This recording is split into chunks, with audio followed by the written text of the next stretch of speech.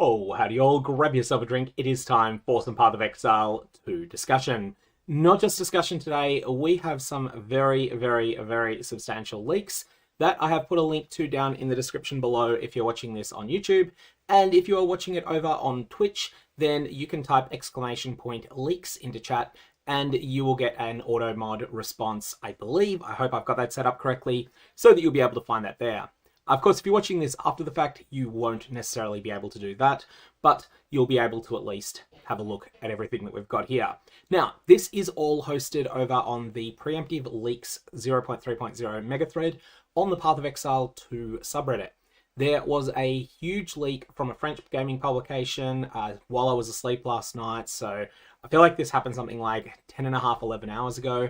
If you have already seen other coverage of those, it is the same leaks. There haven't been any more of them since. Firstly, let's start with why these seem so credible. And that is because, unlike the things that were said earlier that made us think the Druid was probably in Act 4, and Act 4 was probably in, which it looks like only one of those might end up being true, there is a whole bunch of other information that is written in Grinding Gear Games style fonts. So, this is your last warning, your very last warning, if you are not interested in seeing leaks. This is the point at which you need to close the video. So, let's start with Interlude 1, The Curse of Halton in a Grinding Gear Games font. This was the image that convinced me these leaks were definitely real. We're not talking about something here that is a case of, someone's made speculation based upon data mined information that may or may not be accurate. And when it comes to the things that were in the Day 4 video about the Druid and Act 4, it looks like it may be that the Druid was pulled at last minute. And the reason for that, the reason I think that's the case, Grinding Gear Games have definitely done all the voiceover work. So they thought that it was going to be in, they booked a voice actor to come in and do it all, and they've recorded all those things, but there's absolutely no coverage in this French publication of anything related to the Druid. So, let's go through some of the other things as well. Oh yeah, there's some other in-game images, like for instance, this Frozen Spike support here, which is an example. There's plenty of these that exist, but there's a whole bunch of support gems that are around. But the key thing that we've got here, there are 8 or so different articles that were downloaded, and this is a Google translation of it from French into English. So the words of this are not exactly correct, and it is also possible that this is both incomplete. I definitely think this is an incomplete look at what's in the patch, and it's also possible that some of it is inaccurate. But let's go through having a quick look at some of the things that were put out. So firstly, we've got something that's a reasonably small one. Mercenaries, smoother crossbows and stronger combos. And here, there's just a little bit of information related to some changes that are coming up with the crossbow. And again, if you want to see all of these, you can find them in the link on the YouTube version of this stream. There is a link to No Sheepherder 1161's Reddit comments page. And it's basically a bunch of posts there. These include a bunch of things that are definitely Grinding Gear Games images. This is not something that's come out from elsewhere. So there's a bunch of other information about things related to combos. Now, one of the things Grinding Gear Games have said prior to these leaks is that they wanted to make it so that individual skills that are currently kind of combo only, that they can be used as a primary skill. There is a reason you might want to consider this as a primary skill, but they'll also still be combos. So Shock is getting a longer duration, and then there's things like boost to the amount of damage dealt to shocked enemies by Plasma Blast, and a bunch of other skill balance things along those lines. Slows and freezes are going to last longer, and also abilities like Permafrost Bolts will take full advantage of this mechanic. A number of other things that are posted here, but ultimately this is not one of the major sections. And as a result, I want to go through this one quickly. I've got a question that's come up in chat that I think I'll jump through here straight away. Urnum is asking, did they add speed? Yes. Out of combat speed, everything that I've said, it's been a common complaint of mine. I think one of the worst things about POE2 was out of combat movement speed. The first thing they did to try and address that was the addition of... First thing that they did was trying to address that through adding in the checkpoint system.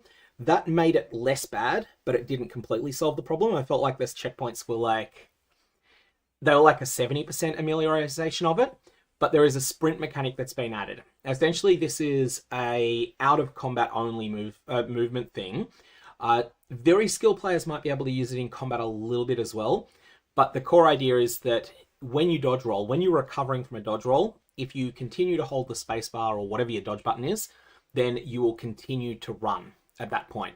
And you'll run at a high speed, but, during this period, if you do get hit, then you're going to get knocked on the ground. So it's something that solves a lot of the problems that exist there with that. Now, yeah, there are definitely concerns people will have, and hopefully, like my real hope, one of the things I think Mason is pointing out in chat that there's a possibility that range builds might be able to abuse this by using their skills while sprinting. This is the sort of use case that grinding gear games need to address through mid-league nerfs. This has been one of my biggest criticisms of POE1 POE2 lately, is that they just haven't had the courage to do mid-league nerfs, and then like 020 just becomes Path of Lightning Spear, because Lightning Spear, for some reason they buffed it 25% when it was a fine skill, and that took it from fine to just completely eclipsing everything else in the game. So that was a complete wrecking ball there. A couple of people are just mentioning with the Druid, like, disappointment that it's not in. I don't think it's confirmed not in. It's that one particular press outlet wasn't showing anything about the Druid. And so I think I think it could go either of two ways. Either Grinding Gear Games wanted to just keep that one completely to themselves and reveal it in their own time, or just in case there was a leak. Or alternately, the other possibility is that it was pulled because they didn't feel that they'd completed it. So, yeah, we shall see exactly where this goes. So this is the things about the Mercenaries. There's not a huge amount here, but there's going to be a number of improvements that are taking place to various skills. And I think that's one of the key things Grinding Gear Games are going for here, is that where there's a skill that feels bad, they're trying to make some buffs to it. That said, I do think there is a skill change that I do not like, and we'll come to that in a sec.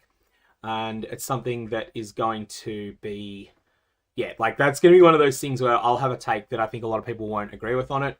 But I think that this, and in fact, we're going to get to that now, I'm going to talk about the thing with the support gems changes, because these are huge. And also, one thing I'm curious about, people might have noticed that someone's just used the !leaks command over on the Twitch chat. Is anyone on YouTube? Does that actually work on YouTube? I don't think it does. I've got an auto mod set up to address that. But anyways, let's get to probably the single biggest change here, which is support gems. The 1 copy of each gem limitation is being removed.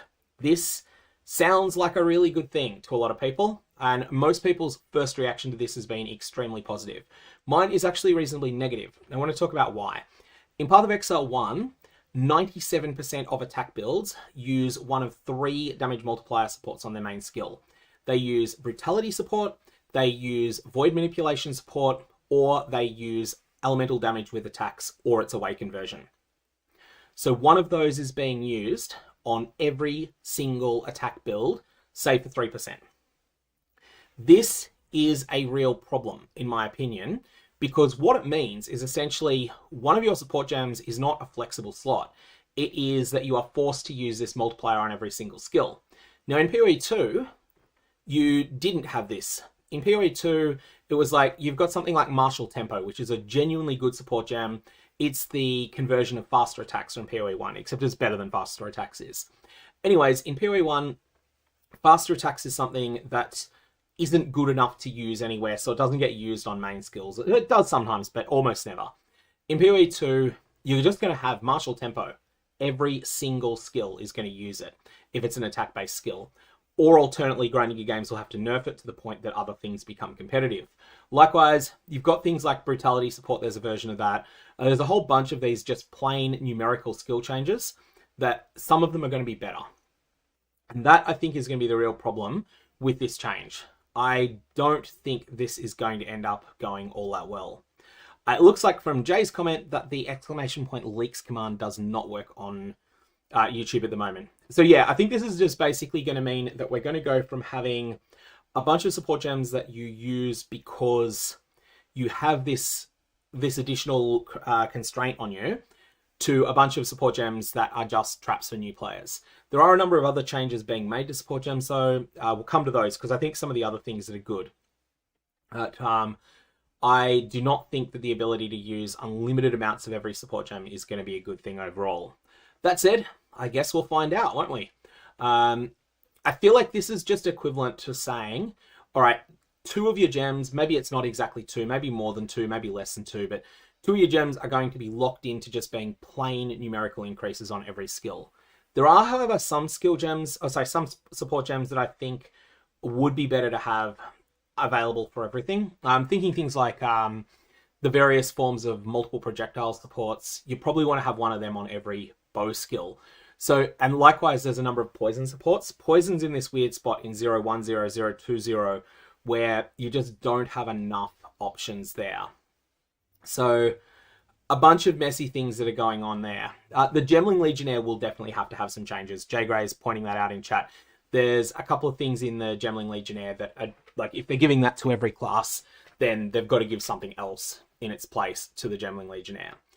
Ultimately, I think that there's a model, for those of you that are Path of Exile 1 players as well, there are 2 different ways they can go with this. There's faster attack support, which in POE1 is not good enough to use on your primary skill, almost ever. And then, but that is just a straightforward additional damage boost skill.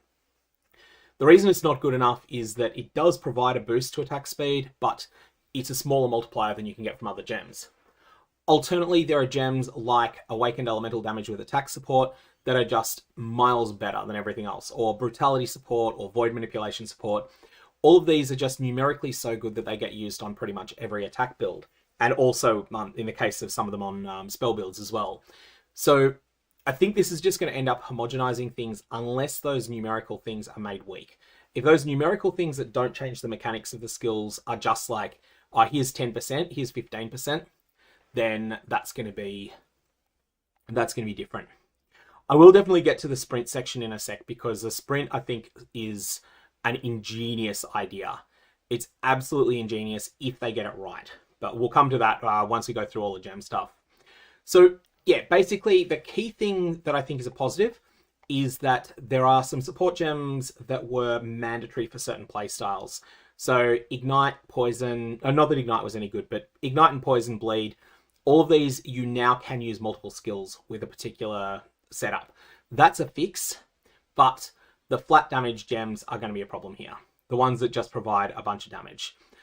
There's also another thing that's being changed here, which is the changes to the way that support gems scale throughout the campaign. And this one's quite interesting. There are going to be strictly better and strictly worse versions of support gems. And this is, I feel like in some ways this is capturing Path of Exile 1's quality on support gems, but maybe at a slightly different point in progression. So here you've got Double Barrel 1, 2, and 3. Double Barrel 1, supported skills, load an additional bolt. That's on all of them.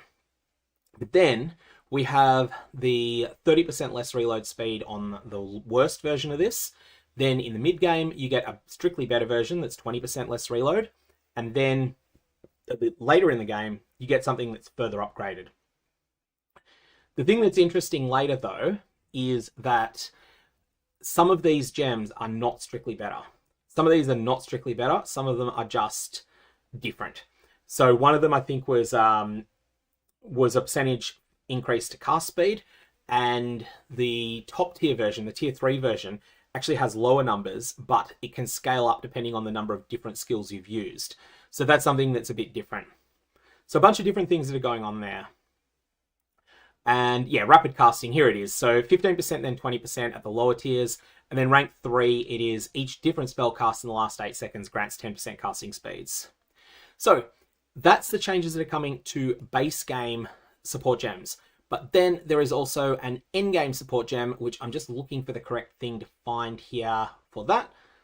Lineage supports, this is the one.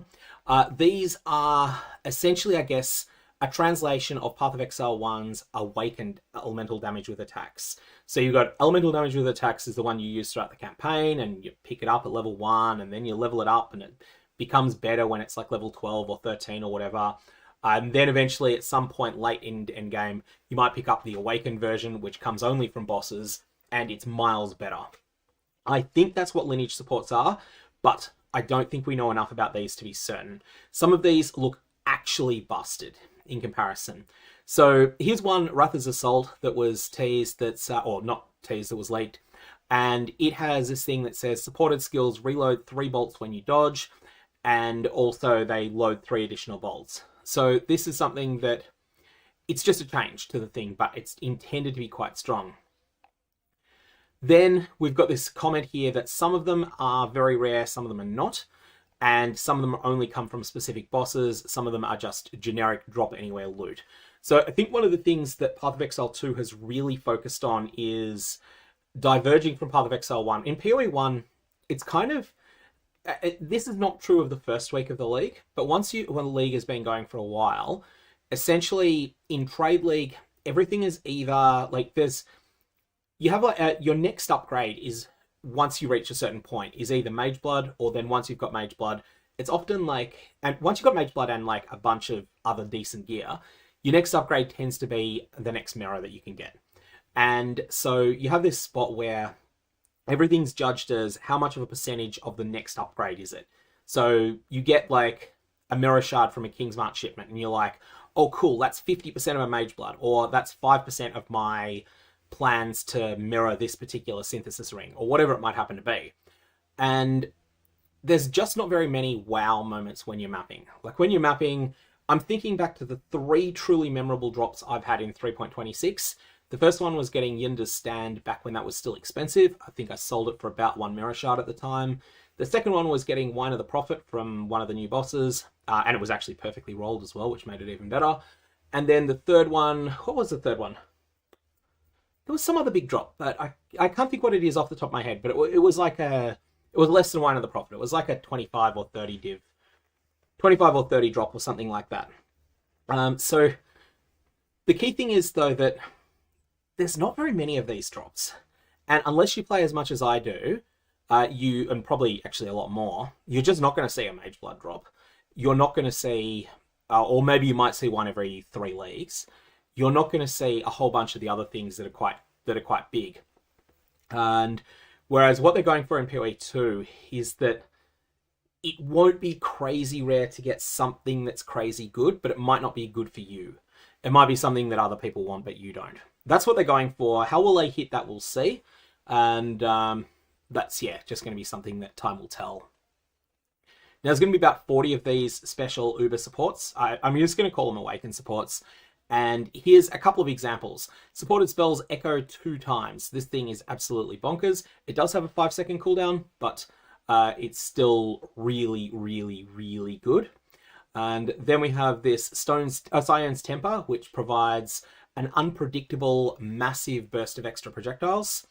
Diala's Desire is just crazy. This is the Enlighten, Empower, Enhance of PoE2, except instead of being all in on one of those, it's a bit of all of them. So cost and reservation multiplier is 90%, so it's a little bit of an Enlighten. +1 to level of supported gems, it's a little bit of an Empower. And 10 quality, it's a little bit of an Enhance. It's essentially all 3 of these things at once. This thing will probably be very expensive, and I feel like this might be one of the most chased things in PoE2 in the next league, unless it turns out that this is something that's unless it turns out that it's something that's more common than I'm expecting. Now we have a bunch of others here as well. Tapoa's Tending, which is going to provide an additional effect on your totems as well as a bunch of extra life. But Rakiata's Flow is crazy powerful. This is probably tied to the new Ascendancy mechanic, which hasn't been talked about here, but most of us believe that it's going to be at least loosely based upon the Trials of the Ancestors mechanic that existed in PoE 1. I think it was patch 3.22, and that didn't go core in that game. But whether it's loosely or tightly based on that, we don't know. This thing could be absolutely off the charts expensive, but it is worth noting that elemental resistances on monsters are not as are not as high as they are in PoE 1.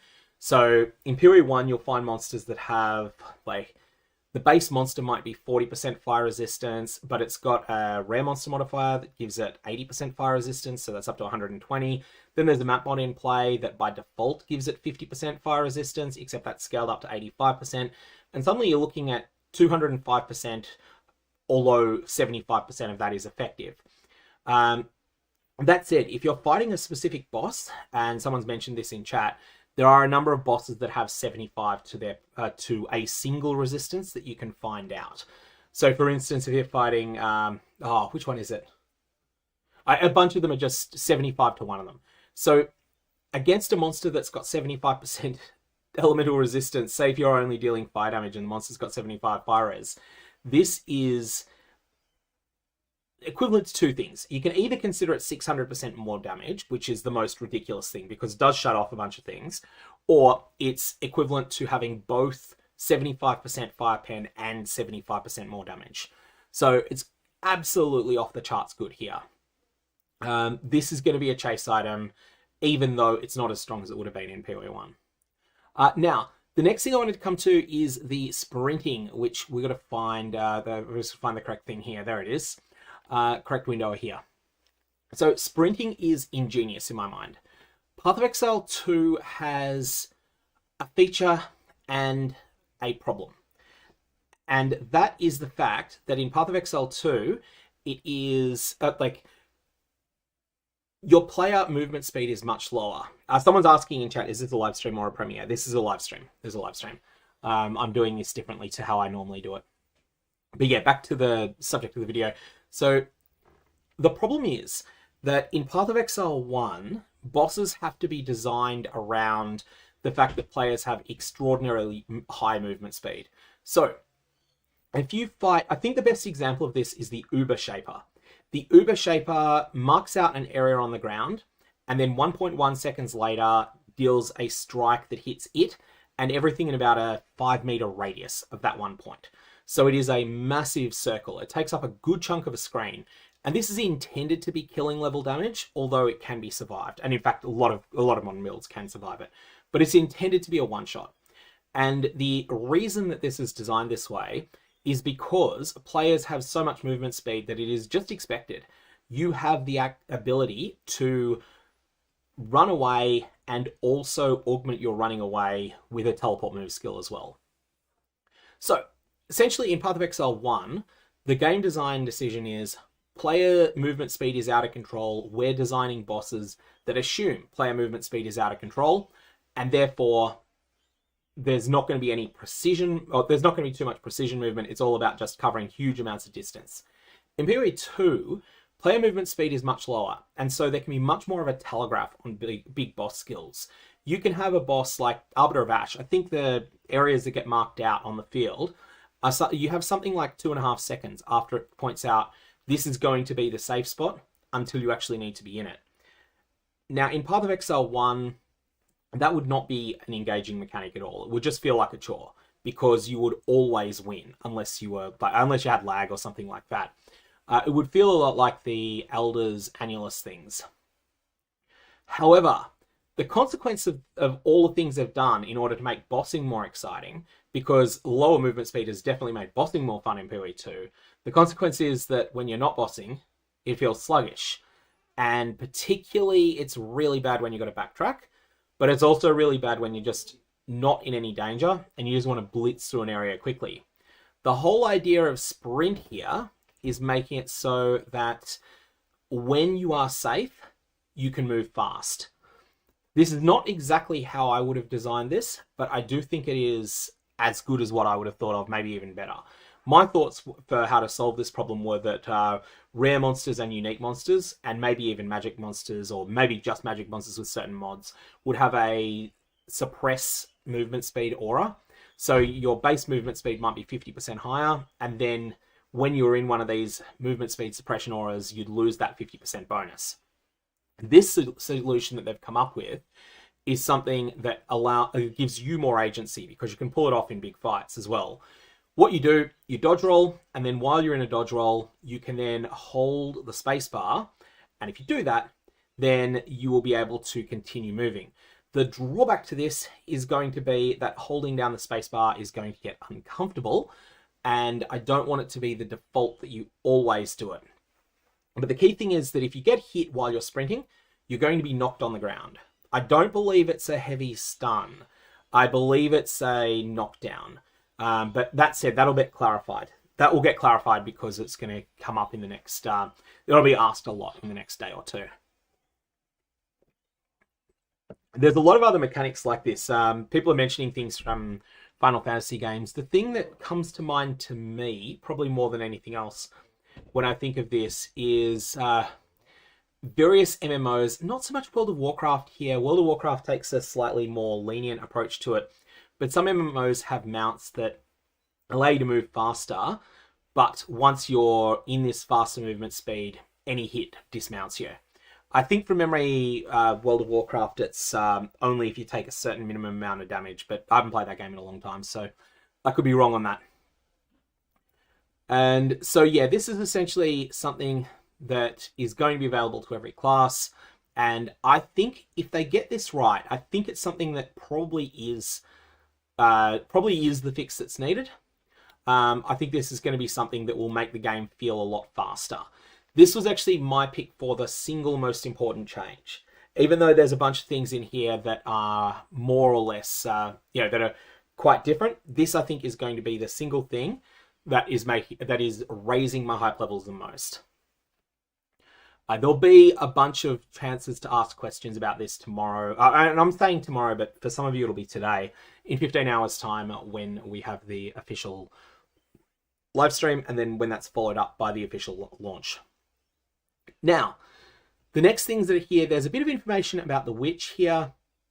What I'm going to do with the Witch is just mention quickly one cool thing, and then leave the rest of this for discussion during the actual live stream tomorrow. There is going to be a staff with Reap on it, and this is something that has previously been data mined. Now, there's also a wand with Exsanguinate in the game files. This already exists, so hopefully that's something that's coming. Oh, and also something I should mention as well is that the Blood Mage is getting a buff. The Sanguimancy notable is going to be automatically allocated. And it's quite funny. You'll see here that the way that this is mentioned in the Google translated versions of these documents is actually a little bit wrong. So it's calling it Bloodlamancy there. There'll be a bunch of mistakes like that that are translation errors. Now, at this time, the next thing that was going to be uploaded was a Monk video. Not a Monk video, a Monk article. But Granny Games got in touch with the publisher and said, hey, please don't. So at that point, they ended up stopping putting anything else in there. But this information's all in the public domain now, so I thought I would cover it on this stream.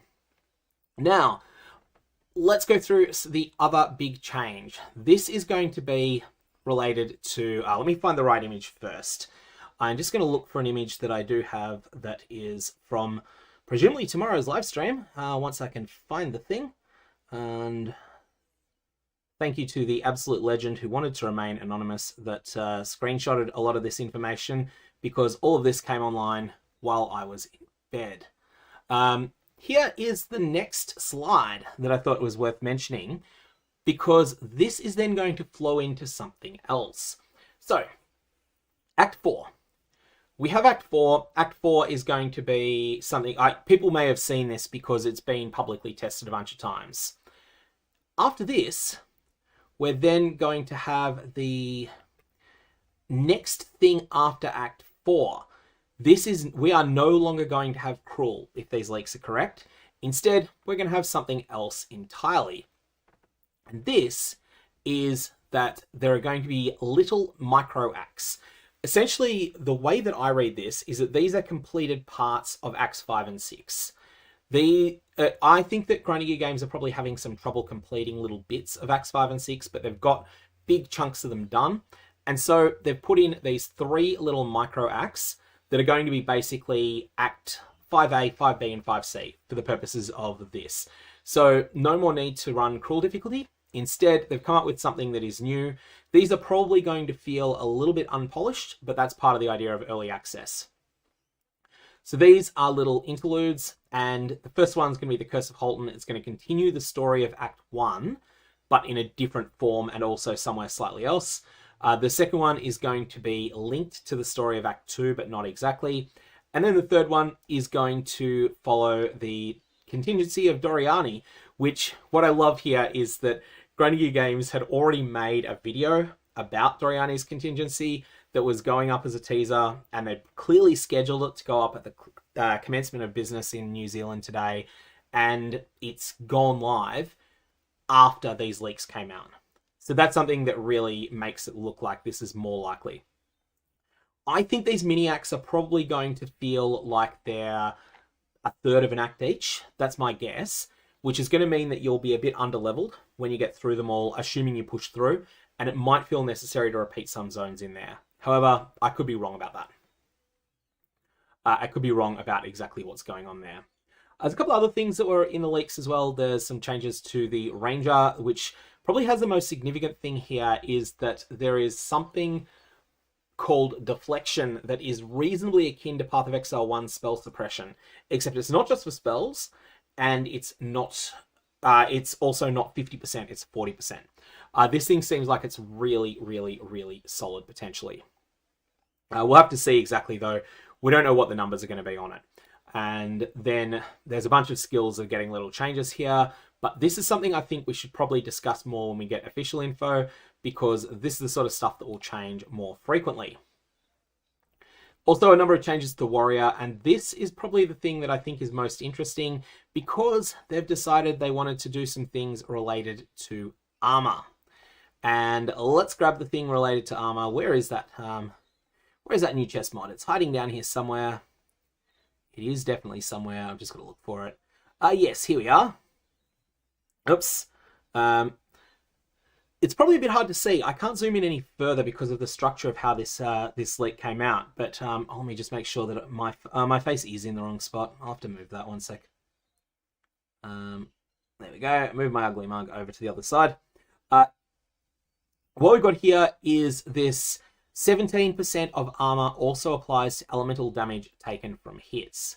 Now, we've got to find out the exact mechanics, whether these mechanics change, because there are mechanics like that in the game in 0.20, and they're weaker than they sound because of the order of effect is different to Path of Exile 1. So we've got to ascertain what exactly is going on with those.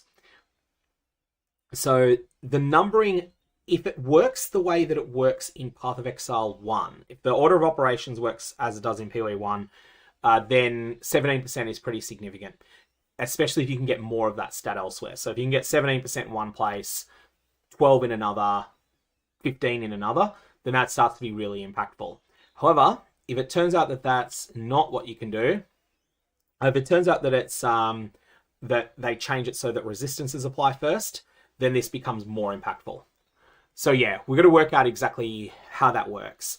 And that I'm just not willing to say until we see patch notes whether that's going to be a successful effect or not.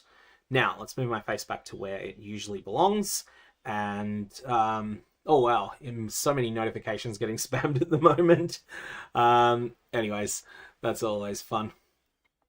So that's the changes that are taking place there. Now, let's have a quick think as to anything else that needs to be covered in this. Because partly these going through this sort of leaks thing, there's always going to be a bunch of things that are easily missed, and there's so much more that will come up when we do the actual proper event tomorrow. Because my understanding of what exactly has happened here is that these were started to being posted up, but only 40% of the things that the poster wanted to post got up before Grinding Gear Games said, hey, stop, bad human, stop posting those.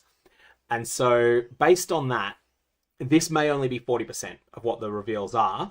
And that's why I'm not willing to say that the Druid is necessarily ruled out by the fact that there's no commentary on the Druid here. However, I do think the Druid is much less likely than I did 2 days ago when we found all those voice files, and then those voice files got removed very suddenly. So that, oh, actually, some of them got moved around, but some of them did actually seem to get removed. So there's a whole bunch of stuff that's going on there. Yeah, endgame and crafting are not mentioned here. I think, like, one of the things that we almost certainly know is coming. And when I say almost certainly, the reason I say that is because They've clearly teased Cooler Mac will be in, and everyone's associated from that video. The color scheme really, really strongly implies that that Cooler Mac is coming in the context of Abyss. But that's not actually confirmed or anything yet. But Abyss might, for instance, have a crafting system that it doesn't have in POE1. So there's all sorts of things that could, all sorts of things along those lines that could happen. And likewise, there's questions of what's happening related to towers. Are they going to stay the same? Are they going to get minor changes? Are they going to get major changes? And yeah, all sorts of fun and games along those lines. Scouring Orbs, however, I'm confident they are never, ever coming to Path of Exile 2, because what Scouring Orbs do is they turn items on the ground. They stop items on the ground being special just because they exist. So that's the reason I don't think that Scouring Orbs are ever coming.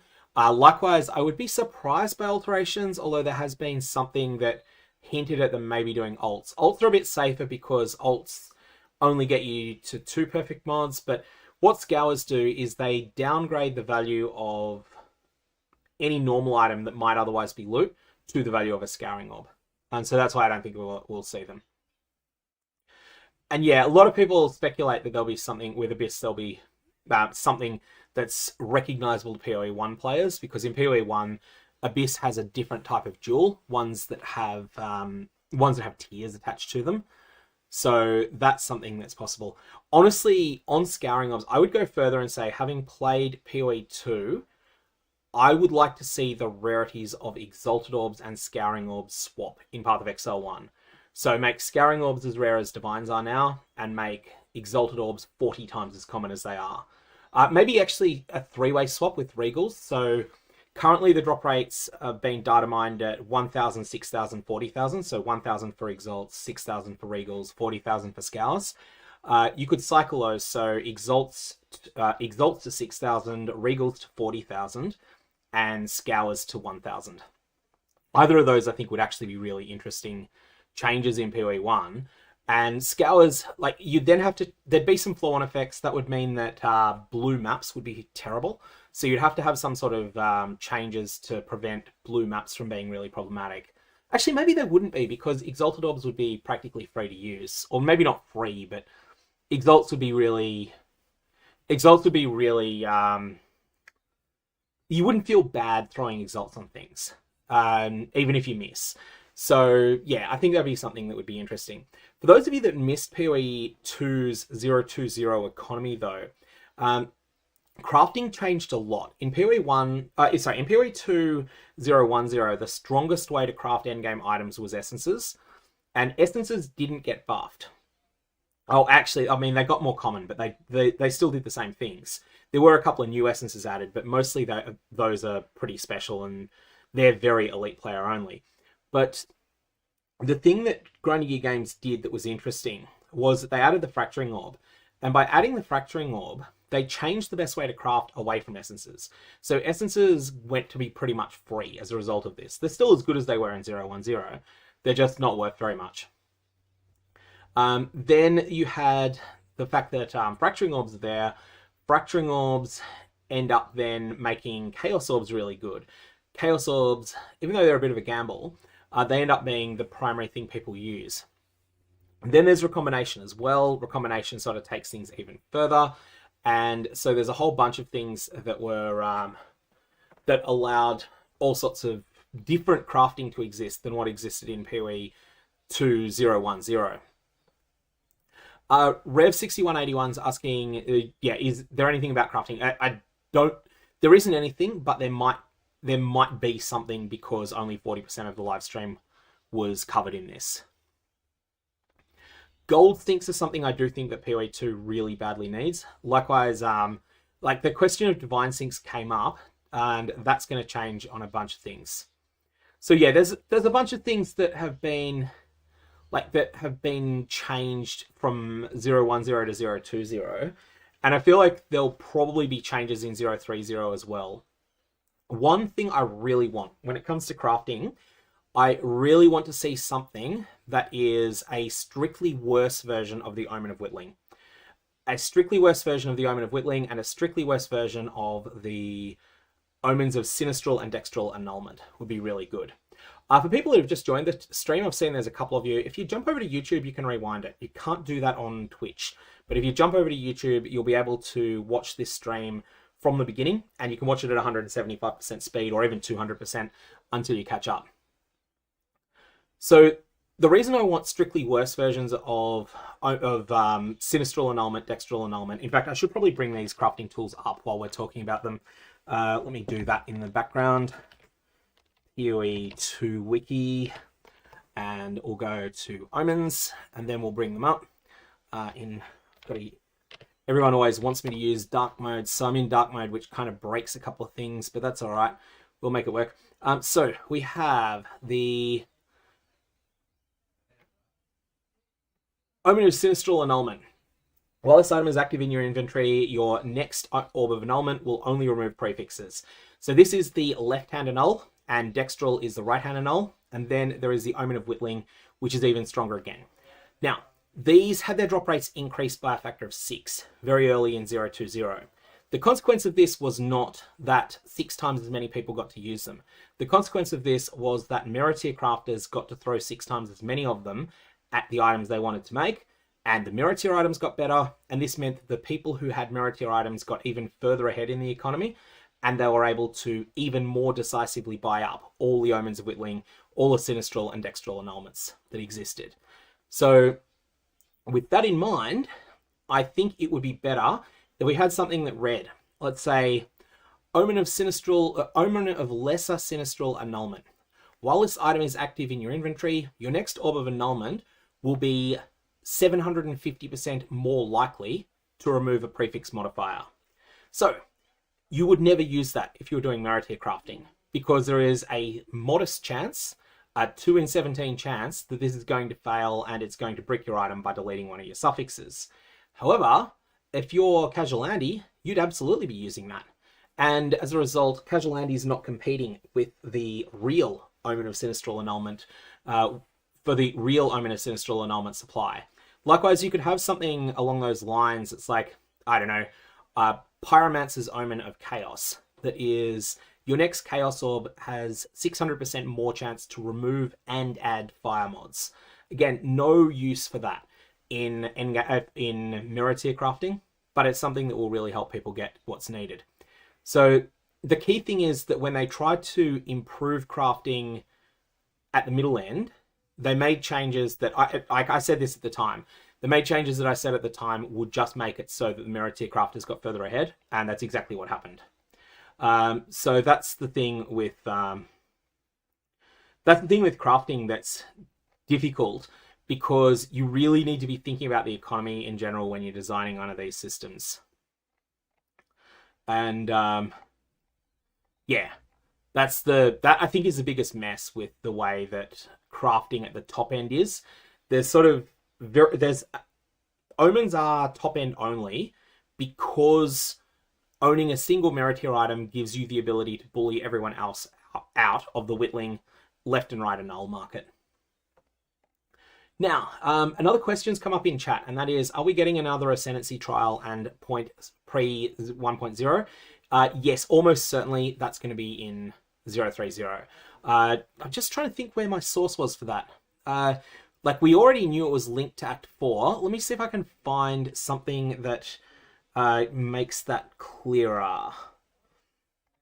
Because I believe I have seen something that screamed out that that's what it was, but now I'm just looking for it.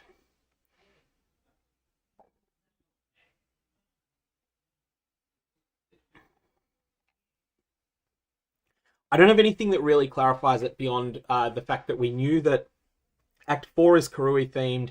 The Karui worship Hinekora. Trials of the Ancestors from POE1 was always going to be the third trial. So based on that, it's not 100% certain. Oh, the art book is the thing. Yeah. Tucker mentions that the art book is something there. And voice lines labeled Act 4 on POEDB. That's a good point. Agent Zero, thanks. Yeah, Agent Quad Zero. So there's a whole bunch of things that are along those sorts of lines. There's a bunch of stuff.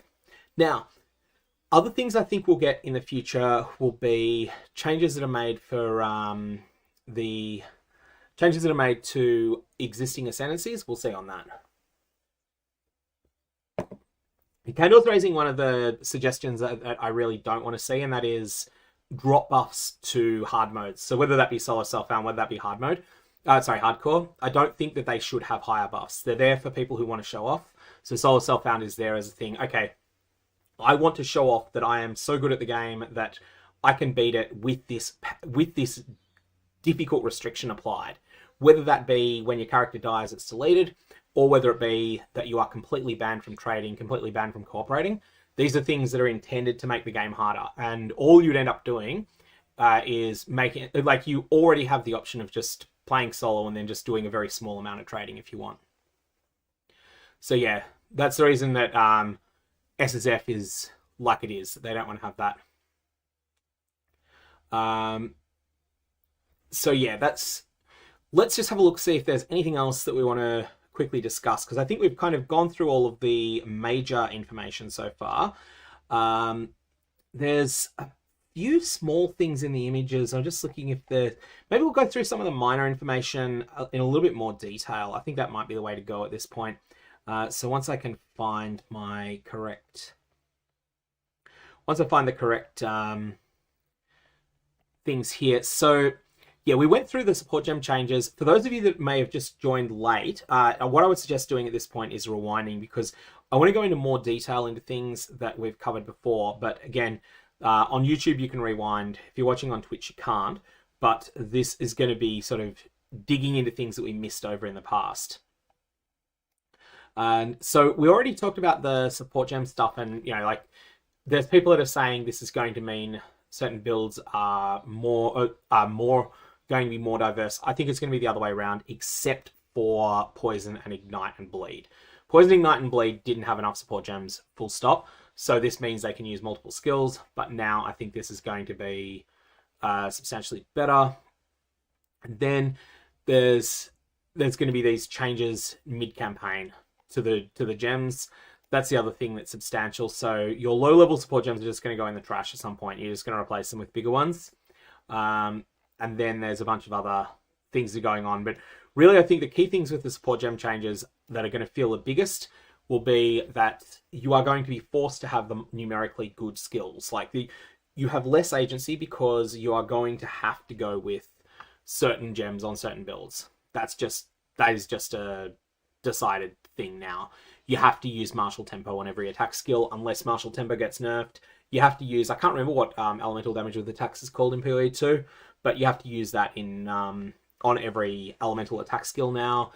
You have to use, there's a few other gems like that are just mandatory to use on everything. And Volt, I'm assuming, will get deleted with nerfs, but then at the same time, the really weird support gems, you will be able to use multiple of them if you want to stack a specific effect.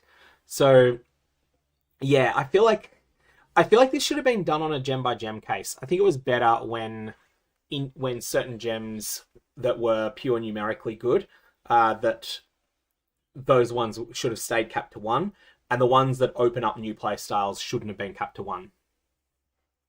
Now, the lineage supports were the other thing that we discussed quickly, but let's go into a bit more depth on each of these. So these are the ones that come mostly as endgame boss drops instead. So there's something that's a potentially a reasonably big deal. I already mentioned Ratha's Assault here. So this one here is interesting in that supported skills load 3 bolts when you dodge, and they load 3 additional bolts. But the crossbow ammunition skills cannot reload. I'm just trying to think exactly. So it's only when you dodge that you're going to get these. This feels like it's going to be really unreliable. Like, it's really good if you're taking hits. But then there's phases where... Oh, hang on. Sorry. No, dodge is activate dodge roll, isn't it? It's not... So when you dodge roll... Oh... I'm not sold on this. I think the cooldown on dodging, the effective cooldown on dodging might be too long for this to be good, but I could be wrong on this. Oh yeah, people are saying support for the big one-shot grenade skills. Yeah, actually, you're probably right. This And this could be for, yeah, for the, for any of the grenade skills that happen to be good. Yeah, you're right. You guys in chat are right. Thanks for pointing that out. So this one's interesting. The chat, for those of you that aren't necessarily following, I've got separate chats on YouTube and Twitch because I'm multi-streaming. This is something I'm trying to work out at the moment. And so people are making comments on Twitch and also on YouTube, and I'm responding to them. But something I'll have to remember for tomorrow morning, or tomorrow morning my time, this is the live stream in 14 and a half hours now. That point, we're going to have to keep that in mind. I'm going to have to keep in mind that it's like I'm responding to not just to Daniel Zhao, but that it's Daniel Zhao on YouTube that I'm responding to, or Demonese3 over on Twitch or whatever. I'm just picking out people who've recently chatted there. So that's something that's messy. Trifecta, I've decided I'm going to stream to both because I have a much bigger presence on YouTube than I do on Twitch. Twitch, I find, is the worst platform for streaming to, but it's kind of weird. There's just different audiences on the two. Anyways, we're getting a bit sidetracked here. We want to go back through this because some people will watch it later, and the primary reason I'm actually doing this on YouTube as well is that it's findable later as well. There are a bunch of other streaming platforms, yeah, like Tridart just mentioning. What about Kick? There's Instagram, there's all sorts of other places. Ultimately, there's just a limit to how many of them I want to set up any sort of presence on. I'm not interested in really fighting my way to get into any of them at the moment. And most people that have followed me for a while have a YouTube account, and many of them have a Twitch account.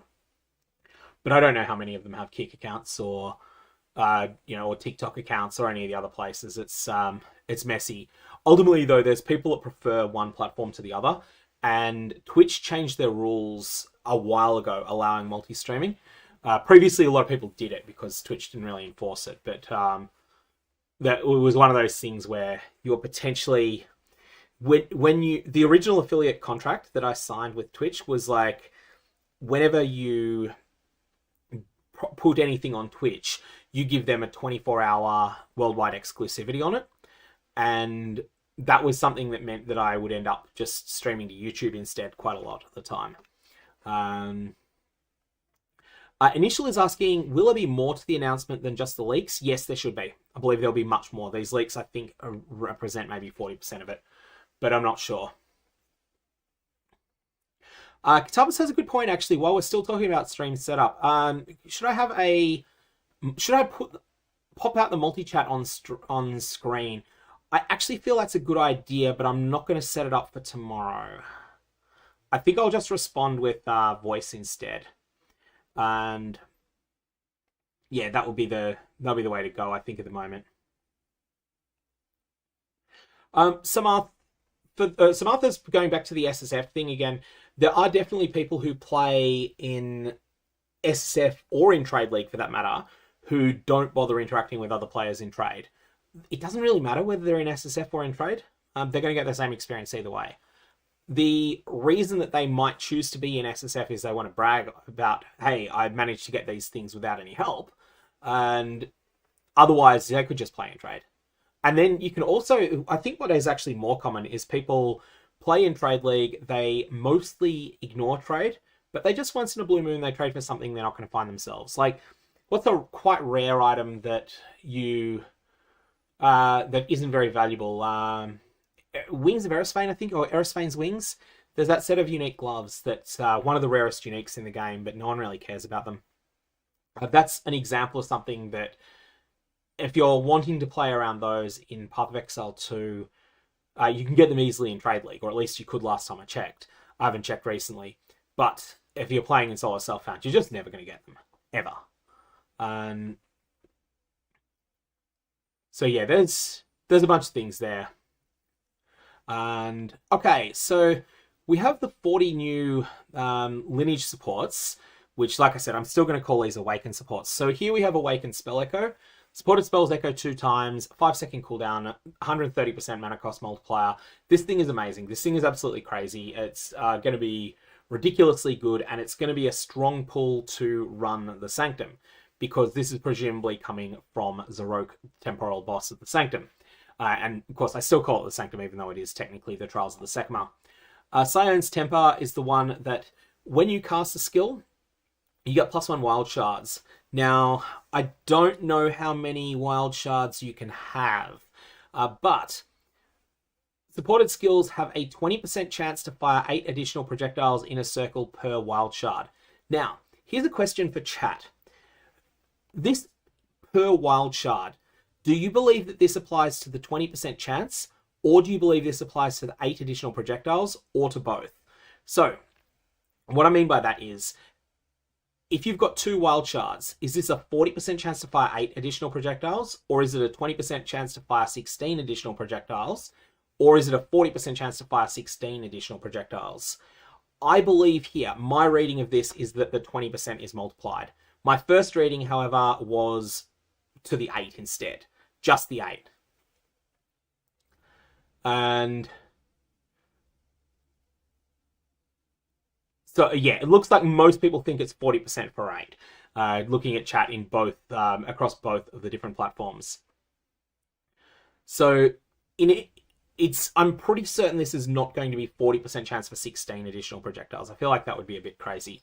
But in any case, this is going to provide a lot of extra supports. And ultimately, if you want to project damage behind you, which you may or may not always want to, I feel like this is really good. I want to see exactly how this works with Fireball. If it works the best possible way with Fireball, that would be absolutely ridiculous. So you imagine if you fire off, if the 20% chance procs, you fire off your 8 additional projectiles. So you fire 9 fireballs out first, and then each one explodes into +8 projectiles as well. And so that's one that will be fun to play around with. I honestly, so Sione, however this is pronounced, someone did correct my chatting. Someone did correct my my pronunciation in chat before, and I actually lost it. But I'm just going to call it Sione. Her temper is going to be really fun with Fireball, I think. And honestly, this is pulling me towards playing that because there's an item I really like in Path of Exile 2. It's not an item that's found a home yet, but it's one of my favorite items in the game. Let me just bring it up. And it's Fireflower. Fireflower has a 1 in 72 chance if you 20 quality it, so 20 fire quality it, to Varl into +6 to the level of fire skill gems, which is crazy good. So the Varl orb takes the 4 up to a 5, and then the quality takes the 5 up to a 6. It's also good on its own, though. It's also good even if you don't hit that. So this is one of my favorite items in the game, and with Sione's temper, it's definitely doing something cool. And now, people asking about where the leaks are, because you're on YouTube, the person who's asking me there is Anthraxel. If you have a look down in the comments, you'll see that I've put a link to No Sheepherder 1161 over on Reddit. This is their list of recent posts, and it's one of their posts there.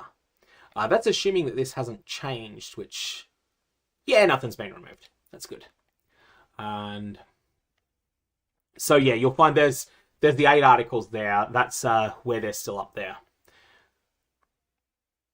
Now, just having a quick look-see down everything else. The Diala's Desire, we covered this before. This is 1/3 of an Empower 4, 1/3 of an Enlighten 4, 1/3 of an Enhanced 4, except it's for a different game.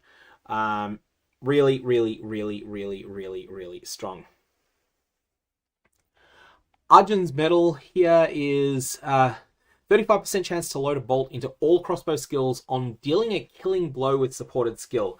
This for clear speed is going to be crazy, right? This is going to be absolutely bonkers.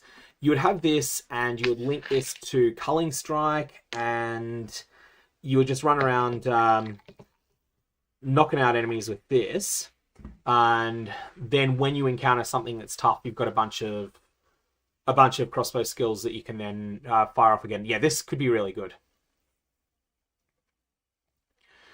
Tafoa's Tending here, or is it? I think that's how you pronounce what always looks to me as Torwoa, but I think it's Tafoa. And this is the one that gives you totems created by supported skills have 50% more maximum life. But then upon the death of that totem, it's going to do something retaliatory. This will live or die based upon how good that retaliatory thing projects damage, like how well it projects damage across the screen. If it's only very localized, then it's not going to be very good. If it hits a big part of the screen, then this could be good if the damage is good. And then we have Reikiata's Flow, which is completely and utterly busted if it's, like, at least for certain circumstances. I don't think this is all that good for just generic clear, because a lot of monsters have quite low resistances, and they're also 0 to a lot of things. But there's a few things that are really, really high. And you can plan around how high they are. So let's bring up the Arbiter of Ash on this front. Arbiter of Ash, I think we know his stats. He's triple 75, actually. So yeah, Arbiter of Ash. This is just an absurd amount of extra damage on Arbiter of Ash. Unconditional elemental damage inversion, which means that you are getting all the benefits of 75% penetration and all the benefits of 75% more damage against narrowly the Arbiter. So that thing is going to be completely ridiculous there. So that one, yeah, like, this thing is bonkers. Even if it doesn't end up staying as 120%, even if it ends up becoming pushed up to, like, this could be 175%, and it would still be fine. This gem's price, however, will depend not on its power, but on its rarity. So something we see in Path of Exile 1, the best Awakened support gem is Awakened Elemental Damage attacks, in terms of just being the most used by far, and it's a big upgrade over the base gem, and it ends up being, like, I think I paid 6 div for it, and that's 6 div in Inflation League, in POE1. So 6 div in POE1 at the moment is, like, not very long at all to get. This is going to be ridiculous. There's definitely going to be a bunch of things with this that are crazy. Jumping across, we had more on Sprint. I think we kind of discussed everything on Sprint when we were going through the first time. There's not really much more to say on this, except that it's just a fantastic mechanic, I think, that really jumps out as being a solution to a lot of problems. Now, we have the questions of the Witch next. The Witch we sort of blitzed a bit through earlier in the stream because I wanted to get to some of the things that people were more hyped for. So melee minions are going to have perfect accuracy. Minions don't need accuracy anymore. They just get it for free. This one is a big deal. Now, Brutes benefit from direct buffs and a new command skill. These will grant a war cry that intimidate enemies, and they detonate nearby frozen enemies and allies in a massive icy blast. This one could be interesting. Got to see what that's like. Yes, some of these new support gems, some of the lineage supports, there's a bit of discussion about this in chat. Some of them are going to be global drops, some of them are going to be tied to specific bosses. Diala's, for instance, I think is going to be a global drop, and it's going to be expensive, I reckon. I had a feeling it's going to be crazy, crazy expensive. Ice Mages were next. They've got their new command skill, which applies ice armor to other minions, causes them to have cold reflection and reduces damage taken, and also freezes minion count. That's something that's... I think this is just a bad translation here. This armor also freezes minion counters. What I think that means is this armor also makes the minion count as being frozen, allowing brutes to detonate them via their shout. I think that's what it means. Unearth can be cast on the corpses of your own dead skeletons during a fight. Something that should improve things. And then we've got skeletons are getting a jump skill to get into the fray faster. That's a huge improvement for them, especially if that allows them to deal with some of the pathing issues that they have at the moment. Ray Spectre is going to be cheaper and is going to do more damage. And ultimately, Spectre is one of those things that POE1 has had this problem for years, where they're basically... The utility ones are so good that they make the gem feel mandatory, and then the gem gets nerfed because the utility ones are so good, and then that makes the gem terrible for everything else. We already mentioned the Reaping Staff, and I also mentioned the Exsanguinate Wand that was data mined in the past. The Exsanguinate Wand is not guaranteed to be in, but it seems like it's pretty reasonable if they've got the Reap is coming from Path of Exile 1. Now, Reap is a spell. It doesn't look like it here, but at least I believe it to be the implicit spell that's present on a staff. And, yeah, here's the clarification. Yeah, Reap is indeed a spell. And so that's going to be physical damage, Culling Strike, grants you life on Culling Strike, and also it applies critical weakness. So this is very much designed with the Blood Mage in mind. Dabo, can I suggest on your question, which is relating to access to the game? I am going to suggest that you watch the live stream Grinding Gear Games we've got tomorrow, because there is a slight update on that, but it is not going to be free to play, but they have an announcement to make, assuming that the leaks are correct. If the leaks are incorrect, then just disregard this, and it's still 30 American to buy one of the packs that gets you access, and it will be free eventually, but there's some potential for some news there. I'm not mentioning the details because it's one of those things I definitely don't want to be wrong on, the leak about that, and I don't have any images related to it. So, I actually, yeah.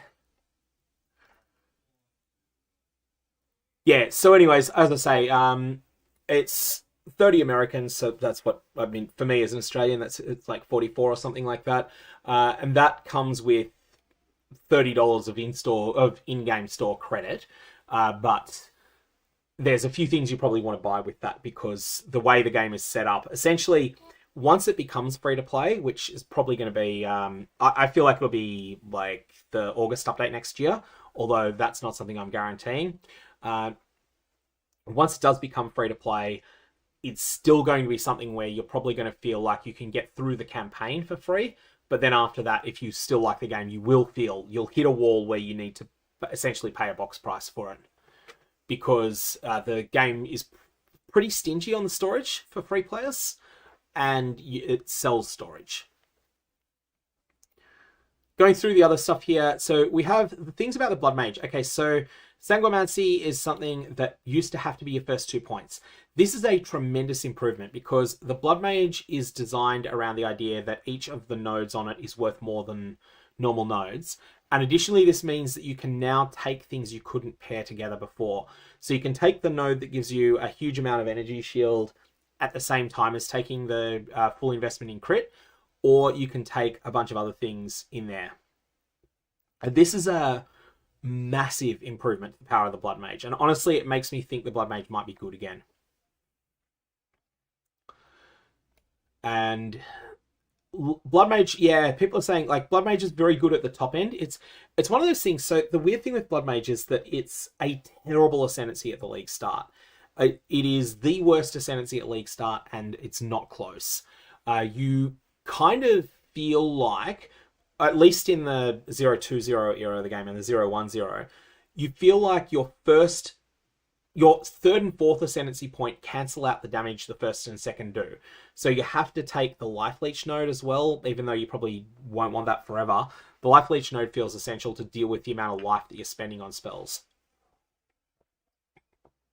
So hopefully this smooths it out and makes it so that it feels stronger. But at the top end, yeah, Blood Mage is really good at the moment. So they're just got to get that. They've got to get that right, so that if some casual player picks Blood Mage because it seems cool, they don't end up designing a brick of a character.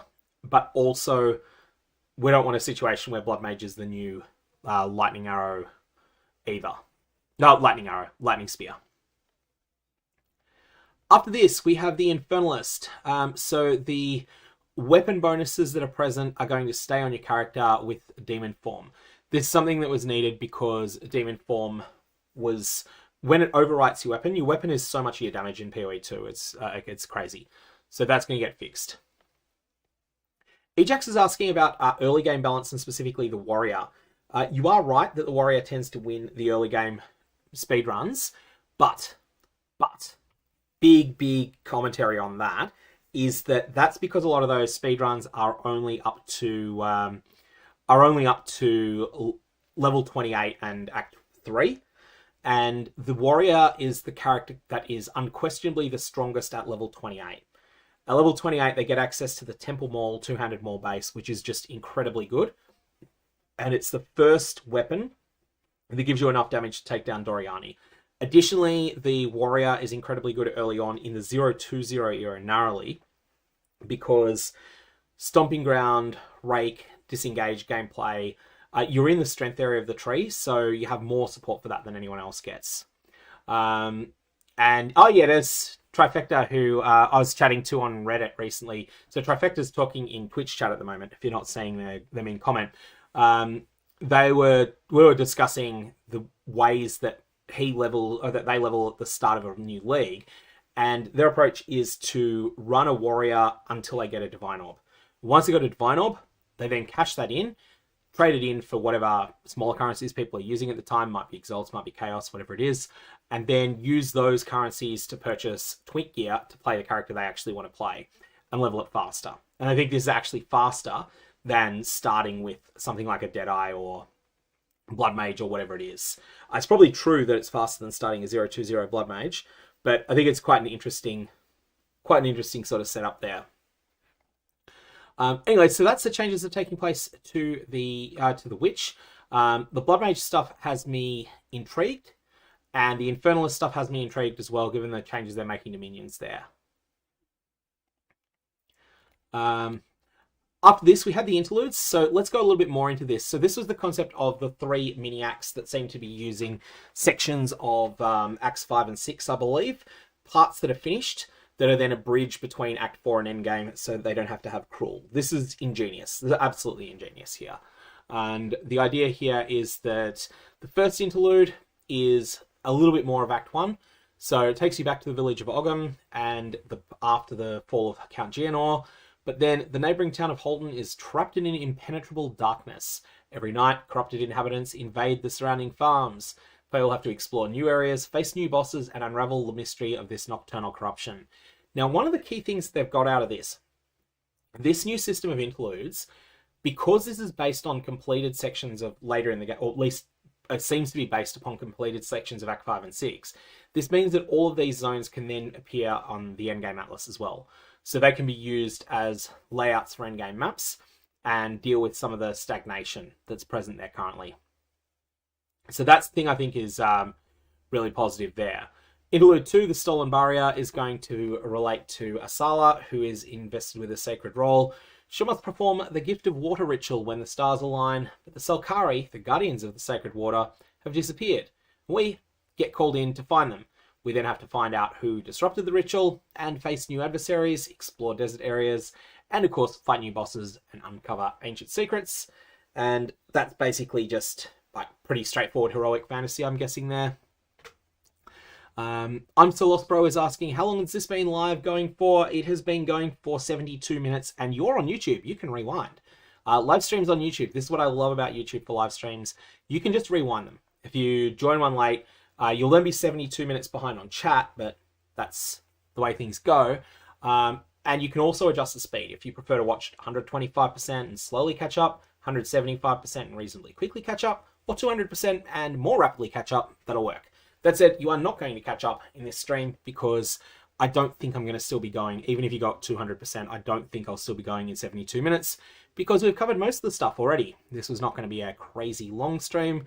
It's just covering the basics of what's in these things. Because tomorrow, we're going to have a lot more information.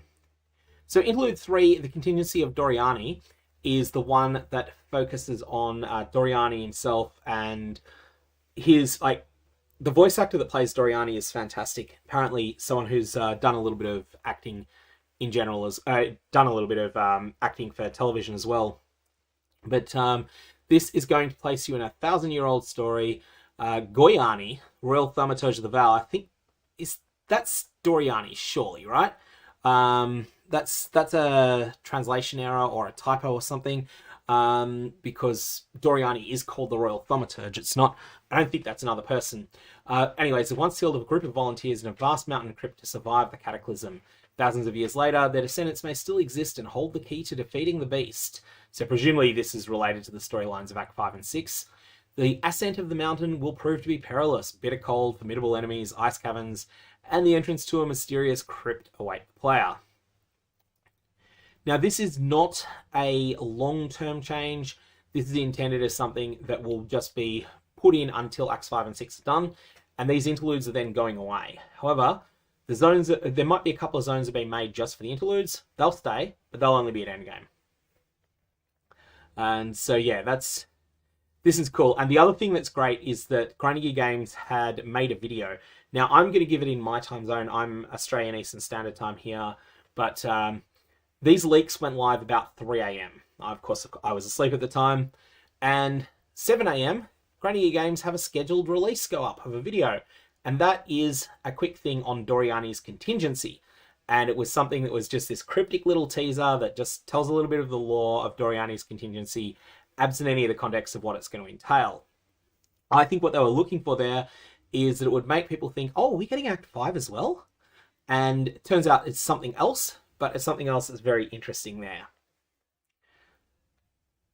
And so, yeah. Going through everything else that we've got here is the changes that are taking place to the Ranger was the next thing that's come up here. And so here we've got some changes that are taking place to dexterity-based classes and between new skills, reworks of old spells, and defensive mechanisms. That's the intention here. A number of cold skills are getting changes. So Escape Shot is now going to leave behind ice fragments that explode after a short delay, essentially just making the skill a bit more complicated and a little bit more powerful. Frozen Spite is one that is going to cause fragments to appear when you... supported skills trigger ice fragments on killing frozen enemies. So that's something that's got to have support with other skills. Doesn't work on its own.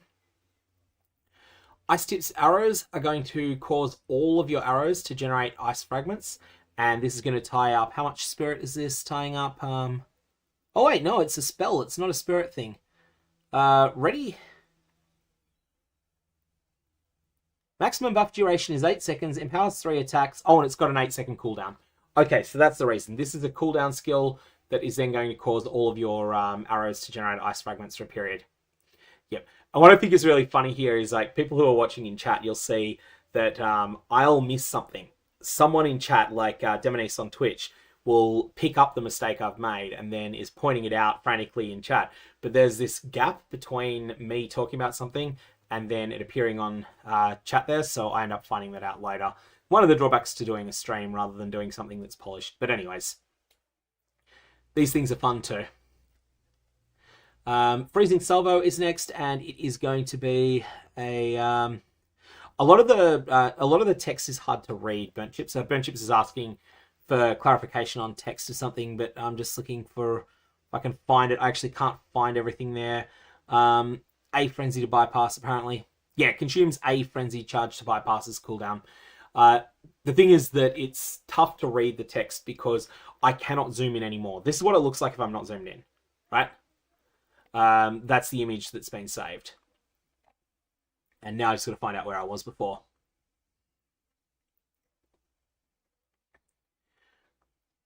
So, what else do we have that's interesting? Consumes the frozen state of enemies to inflict massive damage. This is on Snipe, with an even greater bonus against bosses because they're much harder to freeze. So yeah, bosses require a lot of freeze build up in order to get freeze on them. And then you'll get 100%... You'll get 100% more damage against frozen enemies, but there's information that we can't see here. Like, it's got attack damage 550%, which you guys might not be able to see, but I can.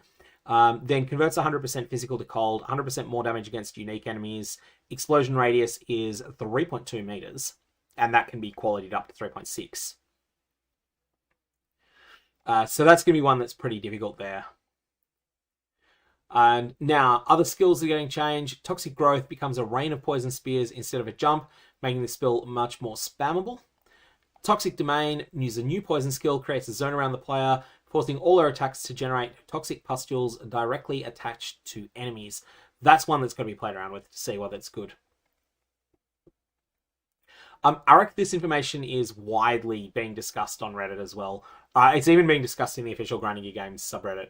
Like, it's not like it's been taken down. If Grinding Games had reached out to Reddit and asked the mods there to delete it, then I wouldn't have covered it. I did have a copy of it, but it's like Darth Microtransaction has had this information indeed, like you say, but he would have had this under non-disclosure agreement. None of us that had looking at it now have signed an NDA. If I had any, I don't have any information under NDA, but in the past when I have, which was under the Path of Exile 1 Ruthless playtest, I was involved in the part of that, I think, that had the very last week that had non-disclosure agreement on it. Yeah, I did keep an eye on what Grinding Games were doing. Like if the preemptive links mega thread had been nuked, then I wouldn't have done any discussion of it. But there's basically, this is the sort of discussion that went on there. But it's everyone that's interested has found this, and everyone that doesn't want leaks is also not looking at it. Our DM didn't sign an NDA. Oh, well, that's fine. I wasn't asked to not do anything either, but I wasn't the one that leaked it, and that's the way it works. Like, honestly, once the cat's out of the bag, it's out of the bag. I'm really surprised that they didn't do NDAs. Like I said, they did have an NDA on the Ruthless playtest, which was much less significant. Like, even though, like, it wasn't I don't think they actually strictly enforced it or anything, but it's the way it went. Yeah, that actually surprises me that they didn't have an NDA. Because and like I said, people are saying that only a bit of it has been leaked so far.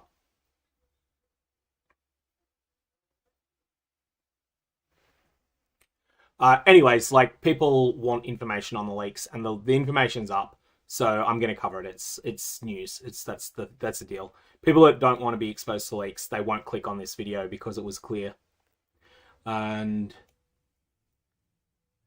that's the approach.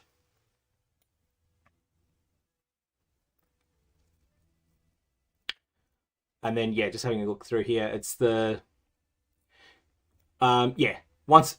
And the same thing happened with the what was the thing that was recently, like, I mean, the other thing, that the main source of leaks actually in PoE in general has been PoEDB's a lot of their crafting tools are entirely based upon data mined info that is, yeah, like, basically everyone that's involved in crafting in Path of Exile uses leaked info.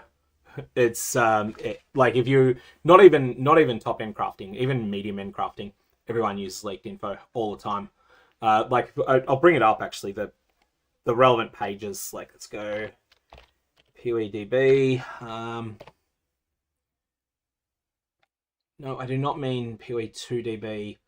I'm looking at the first game for a reason here. Sorry, just rant with Chrome saying, "Are you sure you want this one?" and not being misdirected to another site. No, I actually use both of these sites regularly. Like, this is an example here of all of this information is leaked. All of these drop weights, everything here. This is a table that everyone that plays a lot has used extensively. This is just the ring crafting details from PoE1. It's all leaked. It's not intended releases from GGG. Things like minimum levels to roll various mods, all that sort of stuff is not officially released anywhere. Like, there's some of that stuff you can work out yourself, but the rare mod weights, there is no way you would be able to work that out without, well, we don't even know.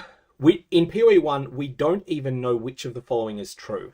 When you apply a Chaos Orb to an item, and that is an item that can have 6 mods, we don't know whether it is a 65-25-10 split of 4, 3, or 2 mods, or whether it is a 66 2/3%, 25%, 8 1/3%. The data fits both of them. So yeah, that's basically the sort of state of play there. And anyways, going through here, we have the Mirage Archer details. This is huge. Mirage Archer is absolutely bonkers in POE1. So the Mirage deals 30% less damage. You are limited in your ability to create mirages, but also dodge rolling impacts your ability to create a mirage as well. And when active, dodge rolling will create a mirage that uses socketed ranged attacks for a short duration, then vanishes. So basically, it is triggered by dodging, but only once per 6 seconds, which is going to feel really clunky. I feel like at the top end, now, I don't play at this level, but this is one of those places where someone that is playing at Jung Rowan's player level is going to feel maybe not quite compelled, but close to it, to use a metronome. Talking about a physical metronome that is that would be there in order to do that. So yeah, it's basically that is something that is just going to provide that tick, or not necessarily a physical metronome, but it can be like an app that does the same thing, that ticks every, let's say you want to use this every 6.2 seconds. You might have it ticking every 2.06 or 2.07, and then every third tick you try and dodge roll. And then if you do get out of rhythm because you're forced to dodge roll at a different time, it's going to be messy. But that's Mirage Archer. That's going to be a weird thing there. That's going to change things. This is going to get used by everyone that's playing a bow. Spear bow or crossbow. Oh, wow.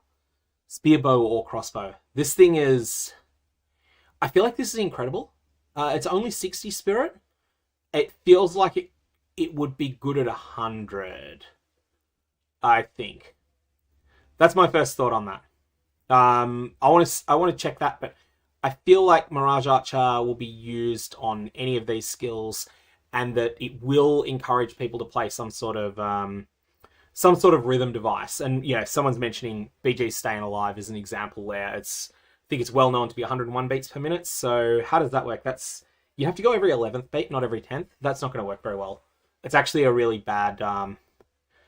Moonbear on Meth is suggesting that. I think it is a bad example of a song. I would want something that's more 98 beats per minute or 118. Just less than a multiple of 10 is where I want to be. Can you have multiple Mirage Archers? I believe the answer is no. You cannot create another Mirage while one exists or for a short time after one vanishes.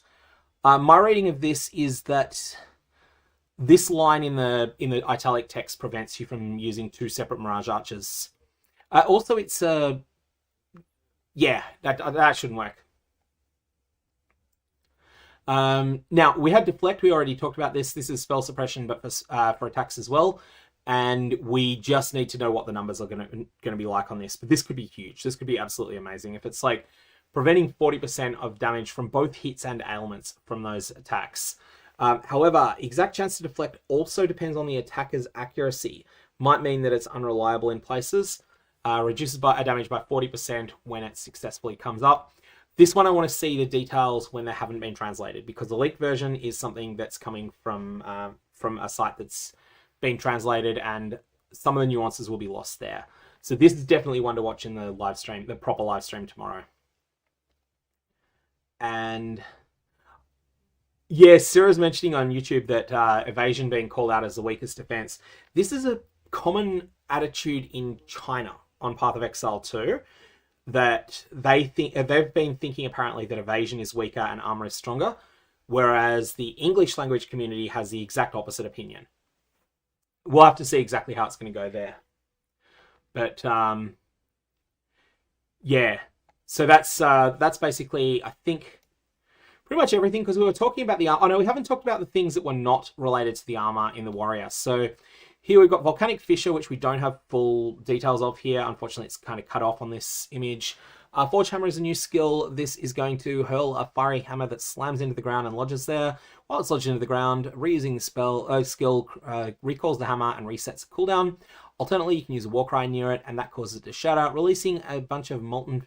You know, I've got to see this in practice. I don't feel like I can give any assessment as to how good this is until I see it in practice, and also in practice compared to another skill at the same time.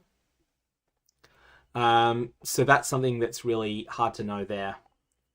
Perfect Strike is getting a bunch of ink AoE when it's benefits from a much wider area of effect. I don't see that on the gem, but that must just be something that's not listed there. It's just a change there. Molten Blast, no details. And yeah, there'll be a bunch of things that come up here that are they're not clear.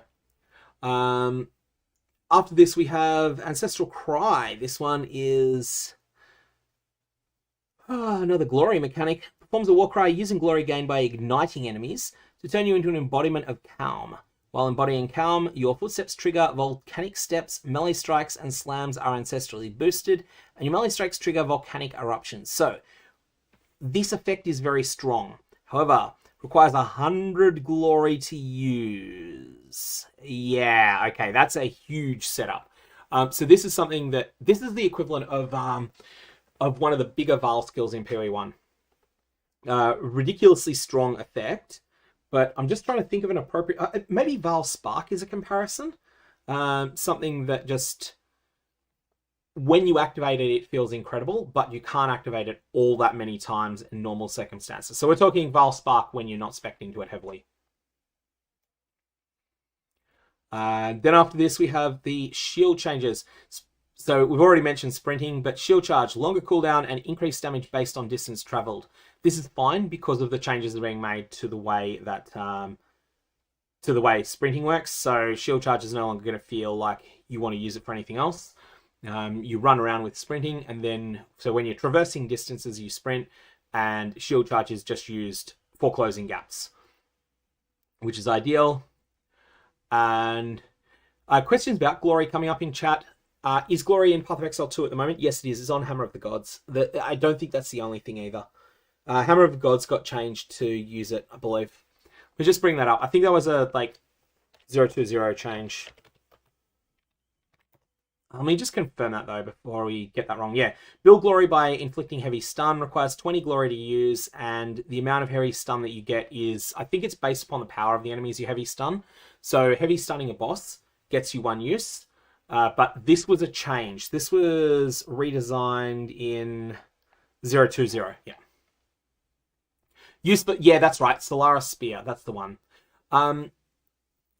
Elsnikato is asking where the leak details are. If you're on Twitch, then ! leaks, as has been done there. If you're on YouTube, just check in the description of the video. They're all being hosted on Reddit, so that's the details there. Fortifying Cry is a new skill. Often new skills are really hard to judge until you see some gameplay footage with them. Warcry that grants Guard, which Guard is temporary hit points, and causes subsequent shield attacks to release an empowered shockwave when dealing damage. The skill's cooldown can be bypassed by spending an endurance charge. Cannot judge this. This could be terrible, this could be amazing, and we're not going to be able to know until we see it in practice. Magma Barrier no longer requires precise timing, now just block after the shield is charged.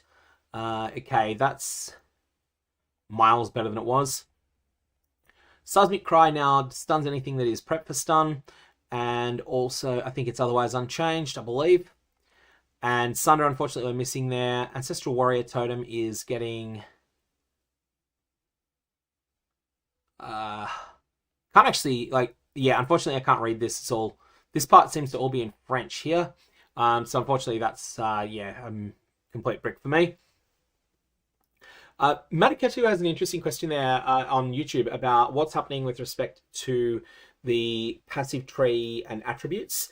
And there's nothing that's been hinted at so far. But again, remember, only 40% of the full information has been leaked, we believe.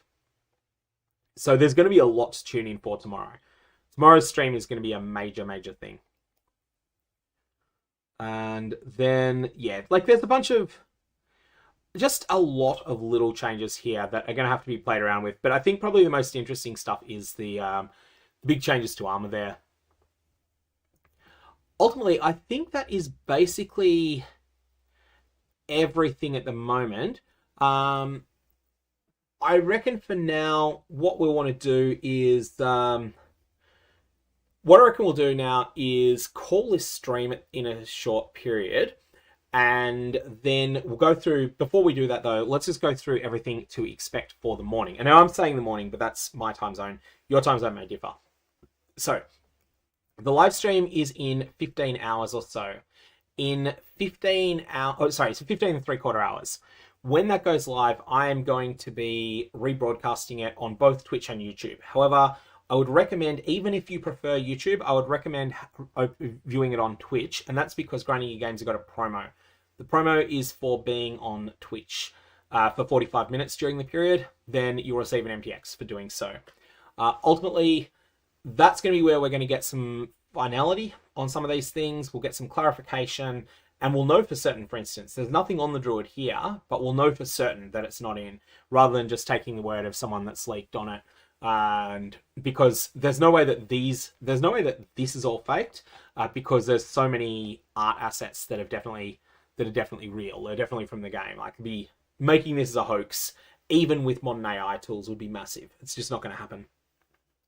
So I will be online probably 30 to 45 minutes before the official start of the live stream, and just be chatting. That'll be on both platforms, YouTube and Twitch. But then from the time that the actual event starts, I'll be encouraging people who are on YouTube to just switch over to Twitch so that you get your free MTX if you care about that. If you don't, then you can stay on YouTube, whatever you prefer.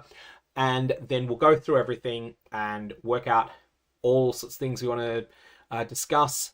Bunch of questions will come up, and there'll be a question and answer session with Ziggy D, but Ziggy D doesn't get to ask all that many questions, so there'll be a few things that'll get done there, but there'll be a bunch that don't get answered, and that will be the case there.